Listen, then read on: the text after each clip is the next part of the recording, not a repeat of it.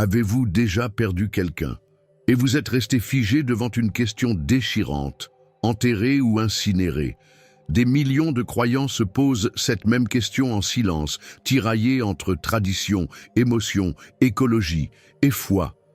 Mais si je vous disais que la Bible a plus à dire que vous ne le pensez, qu'une vérité oubliée pourrait libérer votre conscience et redonner sens à vos choix? Attention, ce que vous allez entendre pourrait bousculer bien des certitudes. Dans nos sociétés modernes, un changement profond se dessine face à la mort. De plus en plus de personnes optent pour la crémation plutôt que l'enterrement traditionnel. Une décision souvent influencée par le coût, l'espace ou encore le symbolisme personnel. Mais qu'est-ce que cela dit de notre vision du corps, de l'âme et de l'après-vie? Autrefois marginale, cette pratique devient presque une norme. En France, comme dans d'autres pays occidentaux, les estimations prévoient que d'ici 10 ans, jusqu'à 70% des personnes choisiront cette voie pour la disposition de leurs restes mortels. Ce glissement culturel interroge profondément les traditions chrétiennes. L'inhumation, enracinée dans des siècles de pratiques funéraires, symbolise le repos du corps dans la tombe en attente de la résurrection. Pourtant, face à l'impact environnemental des cimetières et la pression urbaine, nombreux sont ceux qui se tournent vers une solution jugée plus écologique. Moins d'espace, moins de carbone, moins de contraintes. Mais est-ce vraiment plus respectueux du temple du Saint-Esprit qu'est notre corps? Il ne s'agit pas seulement d'une question logistique. Pour beaucoup, ce choix est aussi spirituel, voire existentiel.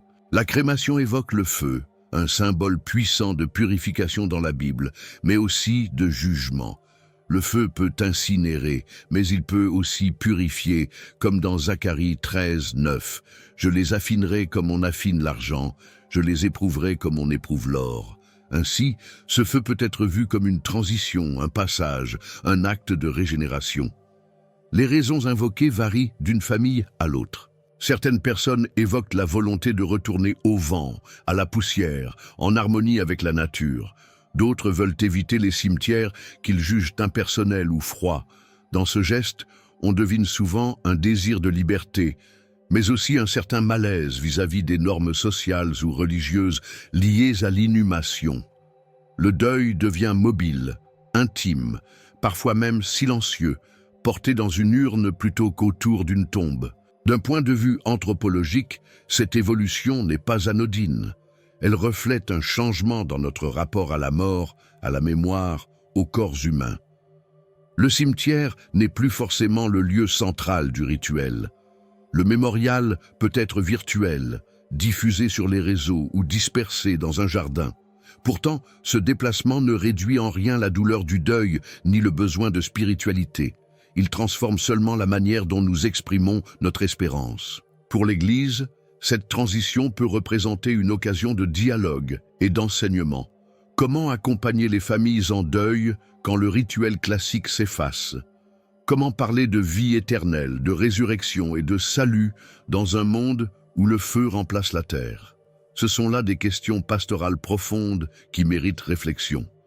Et la réponse ne se trouve pas uniquement dans la doctrine, mais aussi dans la compassion. Certains croyants, tout en choisissant la crémation, souhaitent que leurs cendres soient déposées dans un tombeau sacré ou une urne digne, en signe de respect pour le corps créé à l'image de Dieu. Ce respect, cette dignité, doivent rester au cœur de toute décision. La disposition des restes mortels n'est pas qu'un acte pratique, c'est un témoignage de foi. Une façon de dire que, même dans la poussière, notre corps est appelé à la résurrection. C'est ici que la foi chrétienne se distingue. Pour elle, le corps n'est pas une simple enveloppe, il est sanctuaire, temple du Saint-Esprit, 1 Corinthiens 6, 19, destiné à ressusciter. Que ce corps repose dans une tombe ou qu'il ait été réduit en cendres, Dieu a le pouvoir de le régénérer, de le glorifier, de le faire participer à la vie éternelle. C'est cette espérance qui console, et non la méthode d'inhumation choisie. Finalement, la popularité croissante de la crémation révèle aussi un besoin d'adaptation. Les rites funéraires évoluent, la culture change, Mais la spiritualité chrétienne reste vivante. Ce que nous devons préserver, ce n'est pas une forme fixe, mais la substance, la dignité humaine, la foi en la résurrection, l'amour de Dieu. La science, l'écologie, l'anthropologie peuvent enrichir cette réflexion, mais elles ne doivent pas voler la place de la foi. Ainsi, ce glissement vers la crémation invite chacun à une introspection. Que dit mon choix de funérailles sur ma croyance dans le royaume de Dieu, sur ma vision de la mort, de la vie, de l'au-delà? Des questions que toute âme en chemin finit par se poser et qui nous amènent naturellement à regarder ce que dit vraiment la Bible sur ce sujet. Vous êtes-vous déjà senti perdu, déconnecté de qui vous êtes vraiment, sans savoir quel est le plan de Dieu pour votre vie? La vérité, c'est que vous n'êtes pas ici par hasard. Dieu a un but pour vous, et je veux vous aider à le découvrir. C'est pourquoi j'ai créé 3 e-books qui transformeront votre parcours avec Dieu. Cliquez sur le lien dans le commentaire épinglé et commencez votre transformation dès maintenant. Lorsqu'on ouvre les pages de la Bible à la recherche d'un enseignement explicite sur la crémation, on est surpris par son silence. Aucun verset ne prescrit ni ne interdit clairement cette pratique. Pourtant, la parole de Dieu ne manque pas de scènes où le feu et la mort se croisent. Dans l'Ancien Testament, le feu est souvent lié au jugement divin, comme à Sodome et Gomorrhe, Genèse 19, ou à la purification, comme dans les sacrifices. Ce silence biblique n'est pas un vide, mais une invitation à discerner. Prenons par exemple Josué 7, où Akan, coupable de péché, est lapidé puis brûlé avec tout ce qu'il possédait. Était-ce une crémation? Pas exactement. Ce fut plutôt un châtiment rituel. Le feu, ici, signifie la justice de Dieu, pas un rite funéraire. De même, dans 1 Samuel 31, les corps de Saül et ses fils, mutilés par les Philistins, sont brûlés par les habitants de Jabès pour leur éviter l'humiliation. Puis, leurs os sont enterrés. Encore une fois, le feu intervient plus par nécessité que par prescription spirituelle. Dans le Nouveau Testament, aucun exemple direct de crémation n'est évoqué. Les corps sont ensevelis. Jésus lui-même fut mis dans un tombeau enveloppé de linceul, selon la coutume juive. Jean 19, 40, 42. Cette pratique d'inhumation reflétait une espérance profonde, celle de la résurrection. Le tombeau n'était pas une fin, mais une attente. Ainsi, le symbolisme fort de la tombe renvoie à un sommeil, non à une disparition. Cela dit, la Bible ne condamne pas ceux qui choisiraient une autre voie. La doctrine chrétienne s'est construite sur cette base, un respect du corps en tant que création divine et une espérance en la résurrection des corps humains glorifiés. 1 Corinthiens 15 en est le cœur battant. Ce qui est semé périssable ressuscite impérissable. Que le corps ait été réduit en poussière naturellement ou par crémation, la puissance de Dieu n'est pas limitée. Il peut le recréer, le transformer, le glorifier. Alors pourquoi ce malaise autour de la crémation chez certains croyants? Peut-être par crainte de trahir une tradition ou de nier la résurrection. Mais cela revient à croire que Dieu serait limité par la taphonomie, l'état des restes, voire le processus de décomposition. Ce serait mal comprendre sa toute-puissance. L'archéologie et la science peuvent témoigner de la dégradation des corps, mais la foi affirme la régénération divine. Ce qui compte vraiment dans la perspective chrétienne, c'est la disposition du cœur. Le choix entre crémation et inhumation n'est pas une question de salut, mais de conscience. Romains 14, 5, 6 nous rappelle que chacun soit pleinement convaincu dans sa propre pensée. Celui qui fait quelque chose le fait pour le Seigneur. Il en est de même ici. C'est un acte personnel, souvent empreint de douleur, de deuil, mais aussi d'espoir. Nombre de familles chrétiennes choisissent aujourd'hui la crémation pour des raisons économiques, écologiques ou pratiques. Ce n'est pas un rejet de la foi, mais un ajustement aux réalités du monde. Si le feu purifie, il ne doit pas être perçu comme une malédiction. C'est le cœur et l'intention qui sanctifient le rituel, pas la méthode elle-même. Dieu voit au-delà des apparences. Il voit l'âme. Et puis, la Bible ne cesse de nous rappeler que notre vraie demeure n'est pas ici-bas, mais dans le royaume de Dieu. Notre corps, qu'il soit déposé dans une tombe ou placé dans une urne, n'est qu'un abri temporaire. Car nous savons que si cette tente où nous habitons sur la terre est détruite, nous avons dans les cieux un édifice, une demeure éternelle. 2 Corinthiens 5, 1. Voilà notre espérance. Ainsi, au lieu de juger la forme extérieure, portons notre attention sur le message spirituel. La Bible nous appelle à honorer Dieu dans la vie comme dans la mort, à témoigner du salut, de la foi et du respect, peu importe la pratique funéraire. Le feu, dans les Écritures, est autant signe de purification que de jugement. Tout dépend de l'intention, du cœur, de la foi en Christ. Et c'est justement cette foi qui nous amène à une autre question capitale, la résurrection. Que se passe-t-il après la mort? Le corps brûlé ou enterré, qu'en fait Dieu dans l'éternité? Le contenu vous a plu et il a fait une différence pour vous? Cliquez sur « Merci » et soutenez notre travail. Au cœur du christianisme se trouve une espérance unique et puissante, la résurrection des morts. Ce n'est pas une métaphore, mais une promesse. Le Nouveau Testament, notamment en 1 Corinthiens 15, nous rappelle que si Christ est ressuscité, nous ressusciterons aussi. Cette espérance ne dépend pas de l'état du corps après la mort, qu'il soit en cendres, poussière ou intact dans une tombe. La résurrection transcende la taphonomie, les fossiles et même le temps lui-même. Imaginez un corps réduit en cendres, dispersé dans le vent ou au fond de la mer. Pour la foi chrétienne, cela ne représente aucun obstacle. Le Créateur qui a formé Adam à partir de la poussière, Genèse 2:7, peut, à plus forte raison, recréer un corps glorifié à partir de restes humains désintégrés. C'est là l'essence même de la puissance divine, restaurer ce qui semblait irrémédiablement perdu. Et ce corps régénéré ne sera pas une simple copie de l'ancien, mais un corps transformé, purifié, incorruptible. Paul l'exprime ainsi. Il est semé corps naturel, il ressuscite corps spirituel. 1 Corinthiens 15, 44. Cette image agricole nous parle. Comme une graine meurt pour donner naissance à une plante nouvelle, le corps terrestre meurt pour que renaisse un corps glorieux. Qu'il soit enterré ou passé par le feu de la crémation, le résultat est le même aux yeux de Dieu, un miracle de transformation. Ce n'est pas une reconstruction biologique, mais une recréation divine. Le corps glorifié, promis aux croyants, sera libéré des limites actuelles. Plus de maladies, plus de décomposition, plus de douleur. Il sera adapté à la vie éternelle dans le royaume de Dieu.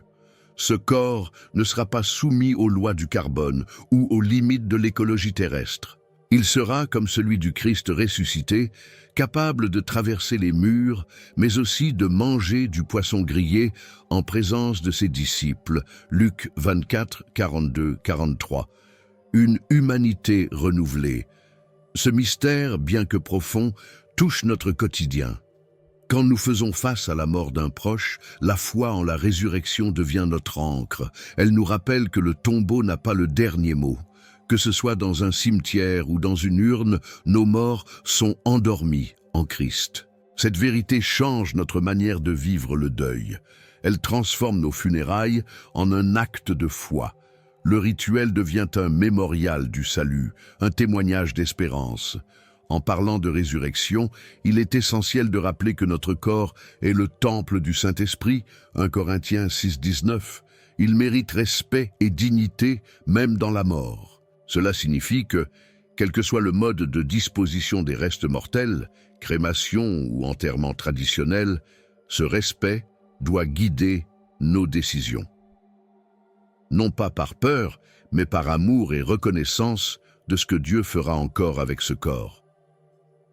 L'Église primitive croyait fermement en la résurrection, et cela influençait toutes ses pratiques funéraires. Les premiers chrétiens enterraient leurs morts dans l'attente du retour du Christ. Non pas parce qu'ils croyaient que le feu empêcherait la résurrection, mais parce qu'ils voulaient témoigner de leur foi dans un avenir corporel glorieux. Aujourd'hui encore, ce message reste d'actualité, même si les formes évoluent.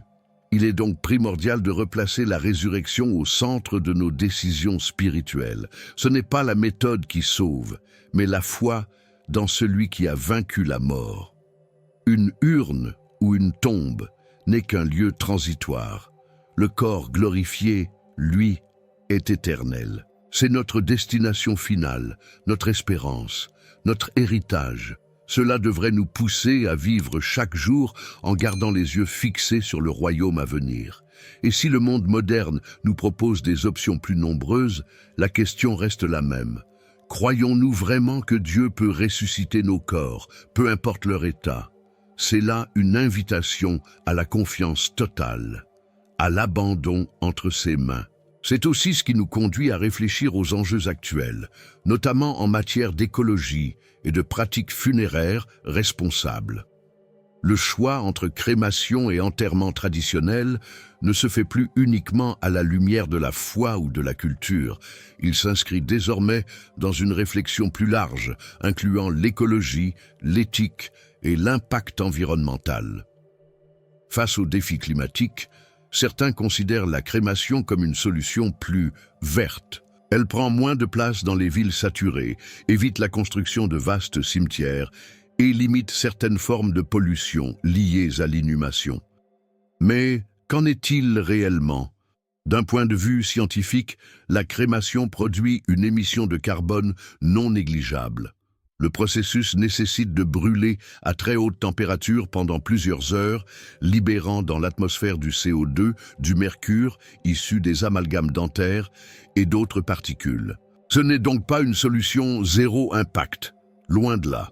En revanche, comparé à un enterrement dans un cercueil verni avec caveau en béton, la crémation semble parfois moins lourde sur le plan environnemental. Tout est une question de mesure et de conscience. Du côté de l'inhumation, certaines voix s'élèvent pour défendre des pratiques plus respectueuses de la création, comme les enterrements verts, sans cercueil traité, sans embaumement, dans des zones naturelles. Cela permettrait de revenir à une relation plus humble à la terre, en écho à Genèse 3:19. « Tu es poussière et tu retourneras à la poussière. » Le retour à la terre devient alors un acte de foi, de recyclage naturel, presque liturgique. Mais au-delà de l'aspect écologique, il y a la question du lien social. Le cimetière, aussi sobre soit-il, reste un lieu de mémoire. Il permet aux vivants de venir se recueillir, de faire mémoire, de pleurer, de prier. La crémation, lorsqu'elle s'accompagne de la dispersion des cendres, peut parfois effacer ce repère. Certaines familles regrettent de ne pas avoir de lieu concret pour se souvenir. Une urne à la maison n'offre pas toujours le même espace de deuil que la tombe dans un jardin du souvenir. Les traditions religieuses ont toujours été ancrées dans des rites collectifs. Les funérailles ne sont pas seulement un adieu, elles sont aussi un moment de rassemblement, de soutien mutuel, de spiritualité partagée. Or, le recours croissant à des solutions rapides, parfois anonymes, tend à appauvrir ce tissu humain. La douleur de la perte a besoin de rituels pour se transformer en espérance. Qu'il s'agisse d'un enterrement traditionnel ou d'une cérémonie de crémation, il faut préserver le sens, la dignité et la spiritualité. Certaines églises s'interrogent. Comment accompagner des pratiques nouvelles tout en gardant un cœur fidèle à l'Évangile? Faut-il s'opposer frontalement à la crémation pour des raisons doctrinales ou bien accueillir cette réalité pour mieux y insuffler une lumière chrétienne? L'Église catholique, entre autres, a choisi d'encadrer plutôt que de rejeter. Elle autorise la crémation depuis 1963, tant qu'elle ne contredit pas la foi en la résurrection. Au final, chaque choix porte un poids symbolique. Le feu de la crémation peut évoquer la purification, comme dans Malachie 3:2. Il est comme un feu purificateur. L'enterrement, lui, parle du repos, de l'attente, du sommeil du corps jusqu'au jour de la résurrection. Ces deux symbolismes, loin d'être opposés, peuvent être complémentaires si l'on garde les yeux fixés sur le salut promis en Jésus-Christ. Et n'oublions pas que dans certaines cultures, la crémation est vue comme une élévation, un retour au souffle divin. L'âme s'élèverait, légère, vers son Créateur. Dans d'autres traditions, au contraire, elle serait vue comme une perte de l'ancrage terrestre. La spiritualité chrétienne, elle, ne s'attarde pas sur le mode, mais sur le sens. Elle regarde au cœur, à la foi, à la dignité humaine et au respect de la vie transitoire sur terre. C'est dans cette tension entre respect de la création, fidélité à la foi et réponse aux enjeux modernes que se trouve notre chemin. Et avant de prendre une décision aussi intime et lourde de sens, il est essentiel de se poser les bonnes questions, avec sagesse, humilité et confiance dans le Dieu qui connaît même le nombre de nos cheveux. Ce qui nous amène naturellement à réfléchir aux facteurs à considérer avant de faire ce choix. Choisir entre la crémation et l'enterrement traditionnel ne se limite pas à une affaire de goût personnel. C'est souvent une décision chargée d'émotions, de mémoire, de culture, de foi et parfois de conflits intérieurs. Lorsqu'un proche décède ou que l'on anticipe sa propre fin, 1000 pensées se bousculent. Que serait le plus juste? Le plus fidèle à mes valeurs? Le plus respectueux pour mon corps? Ce corps qui a été le temple du Saint-Esprit? L'aspect spirituel est primordial. Beaucoup de chrétiens s'interrogent. Est-ce que la crémation diminue ma foi en la résurrection? Est-ce une offense au plan de Dieu pour le corps humain? D'autres y voient une image biblique forte, celle du feu qui purifie, qui consomme l'éphémère pour révéler l'essentiel. Tout dépend de l'intention du cœur. Ce n'est pas tant l'acte lui-même qui importe, mais la manière dont il est vécu et ce qu'il signifie spirituellement. Le facteur émotionnel joue un rôle majeur. Certaines familles souhaitent un lieu physique de recueillement, une tombe, un cimetière, un espace tangible où venir se souvenir. D'autres préfèrent un mémorial discret, une urne dans un endroit intime, voire la dispersion dans un lieu significatif. Chaque choix reflète une histoire personnelle, un lien, une manière d'aimer même au-delà de la mort. Ce lien sacré mérite réflexion, pas précipitation. La culture familiale et les traditions influencent aussi grandement ce choix. Dans certaines régions, la crémation est encore mal vue, perçue comme froide, impersonnelle, voire païenne. Dans d'autres, elle est devenue normale, presque attendue. Ce choc entre générations ou entre sensibilités peut provoquer tension ou malentendu. C'est pourquoi le dialogue est essentiel. Parler de ses volontés à l'avance, bénir la liberté de chacun dans un esprit de paix. L'impact économique n'est pas négligeable non plus. Pour beaucoup, la crémation est moins coûteuse que l'inhumation. Les frais de cercueil, de concessions funéraires, d'entretien de tombes s'accumulent vite. Mais attention à ne pas réduire ce moment sacré à une simple question de budget. Même dans la sobriété, il est possible de vivre des funérailles empreintes de foi, de respect et de spiritualité. L'essentiel n'est pas le faste, mais le sens. La question du temps est aussi cruciale. Face à la douleur du deuil, certains veulent aller vite, tourner la page, éviter les cérémonies. Mais le deuil est un processus qui demande espace, écoute, prière. Précipiter la décision peut priver les vivants d'un moment de grâce, d'une étape nécessaire pour traverser la perte. Il faut laisser à l'âme le temps d'honorer l'autre, de dire adieu, de remettre à Dieu ce que l'on ne comprend pas toujours. Et puis, il y a les considérations éthiques. Dans un monde qui banalise parfois la mort, le chrétien est appelé à rappeler la dignité de toute vie humaine. Même dans la mort, l'être reste précieux aux yeux de Dieu. Il ne s'agit pas d'un déchet à éliminer, mais d'un temple à accompagner avec amour vers son repos. La disposition des restes mortels devient alors un acte de foi, une proclamation silencieuse de notre espérance en la vie éternelle. Certains choisissent également selon leur vision du monde. Ceux qui militent pour des pratiques funéraires durables penseront en termes d'écologie et de recyclage de la matière. D'autres, plus attachés au symbolisme chrétien traditionnel, chercheront à reposer dans la terre en attendant la résurrection. Ces options ne sont pas en guerre l'une contre l'autre. Elles doivent s'harmoniser avec les croyances religieuses et le sens profond de la spiritualité chrétienne. Enfin, il y a cette question plus intime: que veut mon cœur éclairé par la prière? Dans Jacques 1,5, il est dit: Si l'un de vous manque de sagesse, qu'il la demande à Dieu. Il est donc bon de ne pas décider seul, ni dans la peur ou la panique. Prendre le temps de réfléchir, de consulter, de prier, parce que la manière dont nous honorons la vie, même dans la mort, reflète ce que nous croyons du salut, du jugement divin, du royaume de Dieu. Et justement, ces réflexions nous mènent à un autre aspect essentiel. Que dit l'Église sur tout cela? Que pensent les différentes traditions chrétiennes de la crémation et de l'inhumation aujourd'hui? Pendant des siècles, la crémation a été perçue avec méfiance par l'Église chrétienne. Elle était souvent associée à des rites païens ou même à une contestation de la foi en la résurrection du corps. L'inhumation, à l'inverse, incarnait l'attente sacrée du retour du Christ et la promesse d'un corps glorifié. Cette conception reposait sur une lecture profonde du symbolisme biblique. La terre qui accueille le corps comme un lieu de repos en attendant la vie éternelle. Cependant, l'Église a su faire évoluer sa compréhension, en tenant compte des réalités contemporaines. L'Église catholique, par exemple, autorise officiellement la crémation depuis 1963, à condition que ce choix ne traduise pas une négation des vérités fondamentales de la foi chrétienne. Les cendres doivent être traitées avec le même respect que le corps, conservées dans un lieu consacré comme un columbarium ou une tombe, et non dispersées ou gardées à la maison sans discernement. Les églises protestantes adoptent une approche plus souple encore. Pour elles, la foi personnelle en Jésus-Christ est ce qui sauve, non les modalités funéraires.